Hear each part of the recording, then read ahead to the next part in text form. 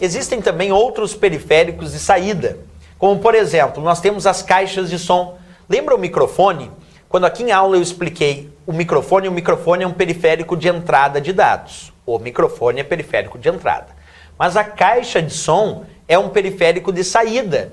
Porque se a caixa de som está emitindo som, é porque essa informação já foi processada pelo computador. Por isso que a caixa de som é considerada um periférico de saída de dados. Porque justamente se está ouvindo, é porque essa informação já foi processada pelo computador, já foi processada pela CPU.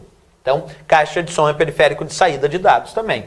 Outro exemplo, esses projetores multimídia também são considerados periféricos de saída de dados. Porque se ele está exibindo as imagens, é porque está projetando essas imagens, é porque elas já foram processadas pelo computador. Então, os projetores multimídia também são considerados periféricos de saída de dados, assim como a própria caixa de som que eu acabei de identificar aqui. Ok? Beleza, falamos de periféricos de entrada, mas também falamos de vários periféricos de saída de dados. Além disso, eu destaquei algumas possibilidades, como o caso da impressora multifuncional e como o caso também do monitor touchscreen, como exemplos de periféricos de entrada e saída de dados simultaneamente. Bem, pessoal, continuando a nossa ideia dos periféricos de entrada e saída, vamos comentar agora um pouco sobre os periféricos de entrada e saída simultaneamente. Bem, a dica teórica para começar a falar dos periféricos de entrada e saída simultaneamente permitem a entrada, isto é, o envio de dados e instruções para a CPU, processar é claro, e também a saída de dados que já foram processados pela CPU. Esses que realizam essas duas funções, tanto enviam dados para a CPU, como recebem dados que já foram processados pela CPU, e esses é que nós vamos chamar então periféricos de entrada e saída de dados. Vamos começar o estudo então destes periféricos de entrada e saída, utilizando para primeiro exemplo o disco rígido, o HD, também conhecido como Hard Disk ou HDD. Olha quanta nomenclatura. Disco rígido, HD, HDD ou Hard Disk significa a mesma coisa. É o disco rígido, que é claro, um dispositivo de armazenamento de dados. Ele serve para armazenar dados, armazenar arquivos. Mas mesmo ele sendo um dispositivo de armazenamento de dados, ele é sim considerado um periférico de entrada e saída de dados. Basta ver que tu pode gravar dados no disco rígido, mas tu também pode ler os arquivos que estão armazenados no disco rígido. Portanto, o disco rígido é sim considerado um periférico de entrada e saída. Mas aí nós começamos uma ponderação interessante. Tudo bem, entendemos que ele é um periférico de entrada e saída, porque eu posso gravar os arquivos que foram processados lá no disco rígido, mas eu também posso abrir arquivos que estão no disco rígido e colocar em processamento. Isso indica que ele é periférico de entrada e saída. Mas como ele é um dispositivo de armazenamento de dados, observa comigo, os dispositivos de armazenamento de dados são considerados dispositivos de memória. Memória na informática é todo e qualquer local onde os dados estão armazenados. Se memória é todo e qualquer local onde os dados estão armazenados, e o disco rígido armazena dados, então nós podemos dizer que o disco rígido é sim considerado um dispositivo de memória. Agora, que tipo de memória ele é? Vamos abrir o debate e vamos discutir um pouquinho melhor isso. O disco rígido é conhecido como memória auxiliar, também pode ser chamado de memória de massa, ou ainda pode ser chamado de memória secundária. Cada uma dessas indicações tem um porquê. Vamos entender por que ele pode ser chamado de memória secundária, de memória auxiliar ou ainda de memória de massa. Primeiro, memória secundária. Por que podemos chamar o disco rígido de memória secundária?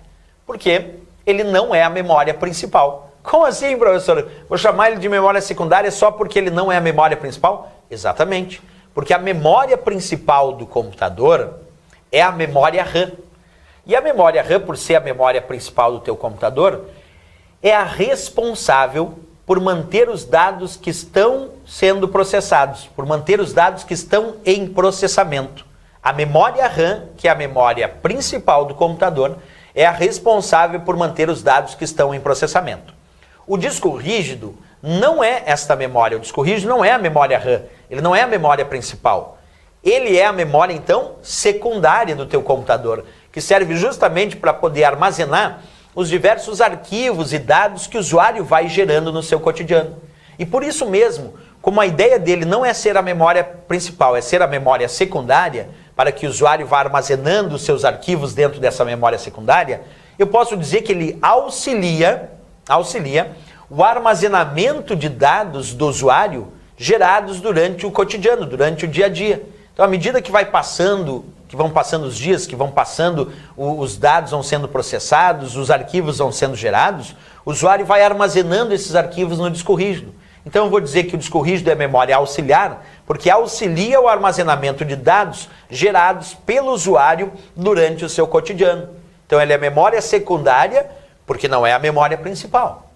Mas ele é memória auxiliar, porque ele auxilia o armazenamento de dados gerados pelo usuário durante o seu cotidiano. Ok. Tem mais dica, professor? Tem. Ele também pode ser chamado de memória de massa. Mas aqui tem uma razão muito específica do porquê nós podemos chamar o disco rígido de memória de massa. A razão importante aqui. Ele é memória de massa porque tem uma capacidade muito grande de armazenamento de dados.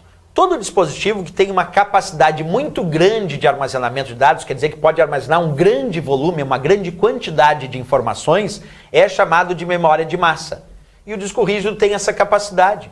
O disco rígido armazena uma grande quantidade de dados, um grande volume de informações. Então nós podemos dizer que ele é memória de massa. Bem, agora que nós já sabemos que o disco rígido pode ser chamado de memória secundária, de memória auxiliar ou ainda de memória de massa, o que sobrou para ele no estudo? Vamos lá. Além de dizer que ele é memória de massa, secundária ou auxiliar, tu pode dizer que ele é um dispositivo de armazenamento magnético. Por que que o disco rígido é uma unidade, um dispositivo de armazenamento magnético? Porque a forma de gravação dos dados na superfície dos discos do disco rígido é um processo magnético. Deixa eu melhorar um pouquinho essa explicação contigo. Aqui eu tenho um disco rígido aberto. Normalmente o disco rígido, é claro, não vem aberto dessa maneira que eu estou te mostrando aqui. Bem, nesse disco rígido, eu percebo que existem vários discos.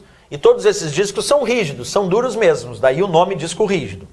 Aqui eu tenho um braço, na ponta desse braço tem um ímã, um magneto. E esses discos giram em alta rotação quando o disco rígido está funcionando. Esses discos ficam girando em alta rotação. E esse braço fica se movendo. E lá na ponta tem aquele ímã, aquele magneto, que então fica realizando a leitura e a gravação dos dados na superfície dos discos do disco rígido. Aí é só pensar, se é um ímã, se é um magneto quem realiza a gravação e ou a leitura dos dados na superfície dos discos do disco rígido, então eu posso dizer que o disco rígido tem um processo de gravação e leitura magnético, já que é um magneto, é um ímã quem realiza a leitura e a gravação dos dados aqui na superfície dos discos desse disco rígido. Ok? Beleza.